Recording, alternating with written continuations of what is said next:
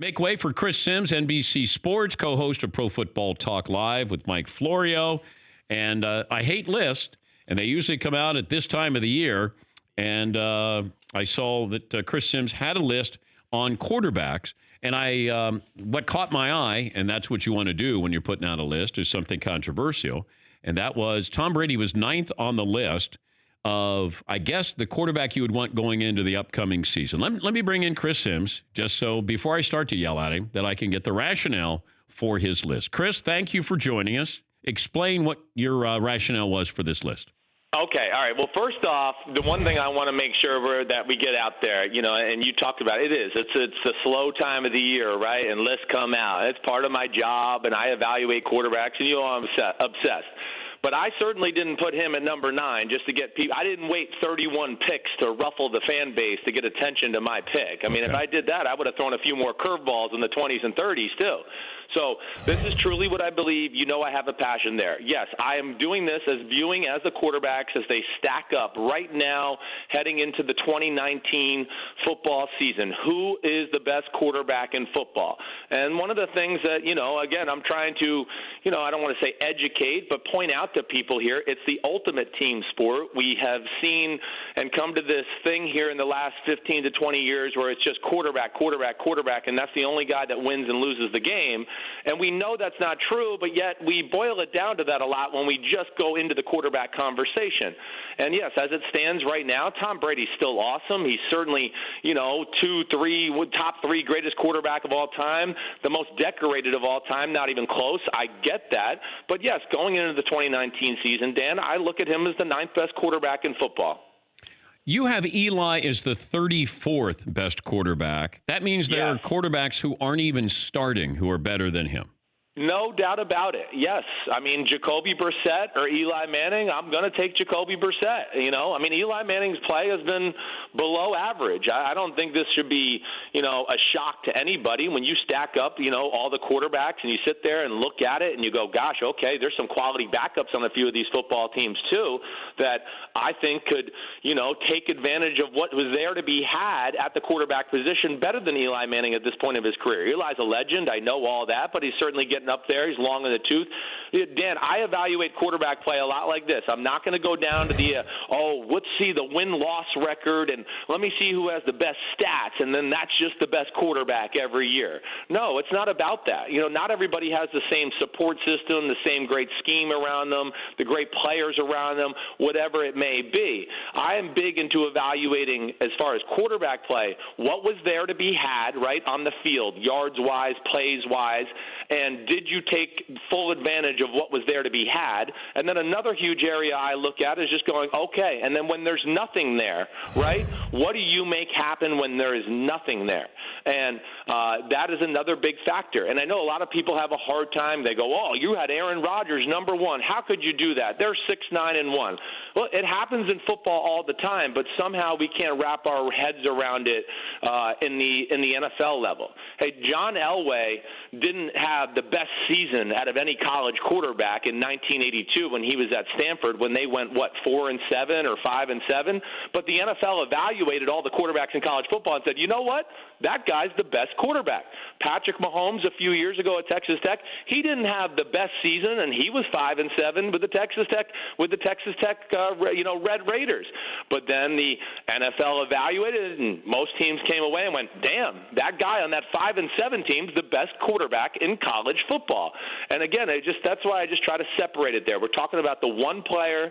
It's not disrespect to Tom Brady. He's truly the guy I tried to model my game after when I was playing. I love him, but you know me, Dan. I'm just going to keep it real to what I think in my evaluations, and I don't give a damn what most people think about that. But would you take Daniel Jones then as your starter over Eli Manning if you don't even have Eli in the top, 32 teams here?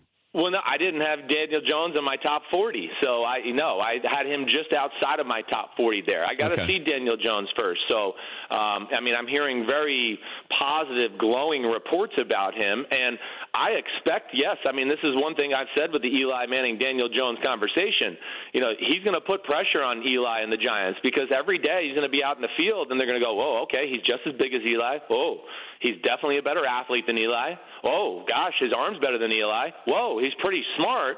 And, that's where I think, that's when you start to go, man, the coaches see it every day, the players see it every day, and that puts pressure on the situation overall. I still think Eli will be the starter, but if Daniel Jones has a great training camp and does really well, and the Giants start off 1-3 or 2-4 or something like that, I would not be shocked if Daniel Jones does supplant Eli Manning as the starting quarterback there. He's Chris Sims, NBC Sports and Pro Football Talk Live, Monday through Friday with Mike Florio on NBC Sports Network. Jared Goff is 19th. Yep. Feels like, where do you have Sean McVay ranked here on the quarterback list? Yeah, well, yes, Jared Goff does a lot of good things, but I just don't look at Jared Goff as being the quality of player as the guys I do look in front of him. And, yeah, again, Jared Goff's done a lot of good things, again, but we've all just go, oh, the Rams, they're in the Super Bowl. Jared Goff's got to be one of the best quarterbacks in football, right? Well, you guys watched the Super Bowl. There was people open. There was throws to be had. And it didn't deliver. In fact, it was less than deliver. It was ugly in a lot of the situations. So there was moments last year where I saw Jared Goff do some of the things that I talk about as far as good quarterback play and evaluating it. I said, ooh, okay, there was a few moments last year where I said nothing was there, and Jared Goff made something. Or, hey, the defense really did a good job, and he threw the perfect throw against the perfect coverage and did that. But, yeah, I do need to see more from Jared Goff. It's a great support system there with the Los Angeles Rams. Of course, McVay is phenomenal. The talent around him is phenomenal. And I certainly think there's a whole bunch of quarterbacks that are, yes, in front of him. If they put them out with the Los Angeles Rams, they would every bit have the same success, if not even more. Just to let people know the list here, here's your top 10. You mad at me? You friends with me still? You okay with me? I'm sports mad at you. Okay, good. That's a good way to put it. Thank you. That's a good way to put it, because too many people get personal, and I want to go, man, there's other things. No. I like you. I can be sports mad. Your dad I don't like, but you I like. All right, that's cool. I'm down with that. Screw my dad. I don't like him either. Aaron Rodgers, then Patrick Mahomes, Russell Wilson, Andrew Luck. Deshaun Watson is a little bit of a surprise at 5. Ben at 6, Matt Ryan 7, Cam Newton 8, Tom Brady, and then Drew Brees. Yeah. That's your top 10. Well, think about Deshaun Watson, Dan. The one thing I'll say there is, we talk about other quarterbacks and, they don't have great offensive line play. It's the worst offensive line play in football last year was the Houston Texans. And then, not like they had a great run game. And then what makes the run game good added onto that doesn't go in the stat sheet is the fact that Deshaun Watson and the run game they can design around him puts more pressure on run defense, which makes Lamar Miller look better. And most people I talk to, Dan, and I've gone on the radio and done this to a few people over the last week, I go, who's the other receiver on the Texans behind DeAndre Hopkins? And people go, who's the tight end? So there he is having years where we go, man, this guy's pretty special. And the support system is not great. Is he perfect yet? No, but he's a special talent. And I look at him as one of the 5 best quarterbacks in the game. Is there a chance Aaron Rodgers ends his career as overrated?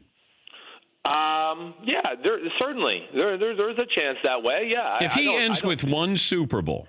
Yeah. Yeah, that'll be. I don't want to say it's going to be overrated. It's going to be disappointing. But right? everybody has said he could be the greatest quarterback of all time. Yes, right. I still think he's the greatest quarterback of all time.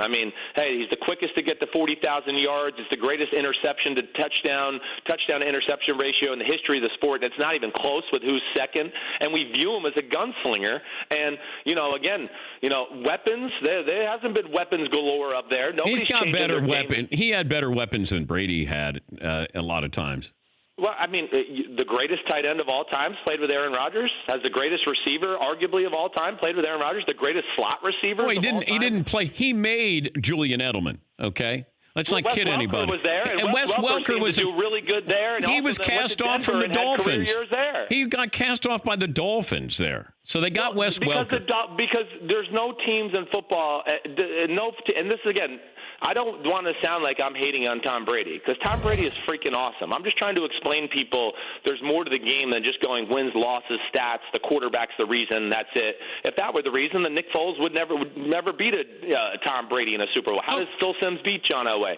But Wes Welker, okay, yeah, he went down to Miami and they typecasted him. Oh, a white guy, we can't start him at receiver, and we don't even know how to use a receiver like this, because it was time in the era where, again, New England is ahead of the curve, where they go, hey, we can get these like small little slot receivers and do all these cool things with them in the middle of the field, and we're one of the few offenses in football that know how to utilize it. So that's why they got Wes Welker. I mean, Edelman. Hey, Deion Branch was the number one receiver on another Super Bowl team after he left New England. So, again, that's not a knock on Tom Brady. All the great quarterbacks have had good talent around them for the most part. I just hate when people say that about New England all the time. I find that disrespectful to the rest of the players up there. Okay, you got one game to win. Yes. With their respective teams. Okay, with their teams? Yeah. Okay, well, that's a different scenario. Okay, but that's why I look at Brady. If you're going to give me New England and then just say you can have any quarterback, I'm going to still go with Aaron Rodgers. If you're going to go give me the team and then give me any quarterback with it, I'm going to go, okay, I'll take the New England team with Aaron Rodgers. No, Brady's team and Aaron Rodgers' team. Right. Okay. Well, New England's better. I mean, Aaron Rodgers, let's look at the plays he has to make late in the fourth quarter. The plays, the degree of difficulty are off the charts. And then Brady, again, not to say that it's easy, but Julian Edelman's wide open over the middle on 3rd and 10 against the Kansas City Chiefs, and he hit the receiver that was open over the middle for a 10-yard completion. Wait, I'm not going to go, Chris. Oh, my gosh, how did he do that? That is a slant to Gronk. Oh, my gosh, Tom Brady hit a slant to Gronk. I got to up in my rankings. He can hit slant routes. And that's not a knock on Tom Brady again. It's just him taking it. I know it sounds like that, but I'm trying to explain that the coaching goes along with it, Dan. Okay, wait a minute. Who do you love more? Yeah. Who do I love more? Aaron Rodgers or your wife? You're so funny. Shut up. You know what? As a person, Dan, I actually like Tom Brady more. I think he's cooler. He can. Than your wife? You like Brady better than your wife as a person? No, I like my wife top notch. I mean, my wife is a hell of a cook. She's got a really nice figure, She's got nice upper body, nice lower body. So, no, I'm not putting any of them in front of her. I like my wife's booty a lot, so I can't go there. Does she move well in the pocket? No, she has no movement in the pocket. She's Italian stallion, and she could care less about football or any of that. She thinks I'm crazy when she sits here listening to me talking about this stuff. Is she there now? No, she just went out with my little girl here a few minutes ago. Hey, great to talk to you. I know you're on vacation. By the way, who is the worst quarterback in the NFL? Oh, gosh. The worst quarterback in the NFL? I don't know. I mean, I never went past 40. I didn't even look at it that way this year, so I didn't get deep enough Bortles down was there. 75 on your list. Yeah, well, he's moved up a few spots. I'll give him that. I did look at Bortles and go, I looked at he was definitely in the 40s for me this year, but I didn't really put much thought past 50 really, to where I was like, looking at some of those really down the line second stringers, third string quarterbacks like I did, a few years ago when this list kind of became a popular thing. Thank you, Chris. Have a great weekend. We appreciate your time. You're the man, Dan. See you guys. That's Chris Simms, NBC Sports co-host of Pro Football Talk Live with Mike Florio. Oh, I don't know what we accomplished there, but it's always good to get Simms on, and he somehow talks his way into trouble. I don't know if he talks his way out of trouble.